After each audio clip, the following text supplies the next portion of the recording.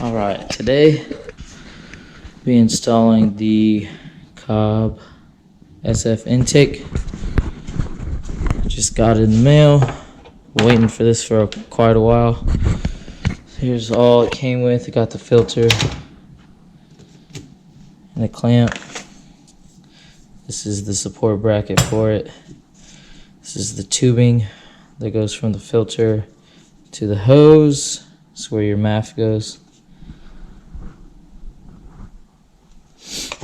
Got a cool little license plate bracket. I doubt I'll put this on.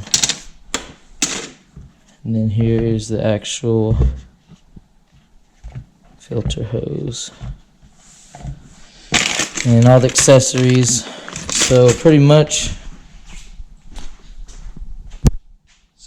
on this, what you have to do, use a flathead, turn these a couple times, pop these out, take this MAF sensor out, take these Phillips out, transfer it over, unclamp these two clamps. There is a bolt down there. I'm gonna get a flashlight to show you. There's a bolt down there. I believe it's a 12 or a 10, and then bolt right down there. I'll have to show you once I get this out.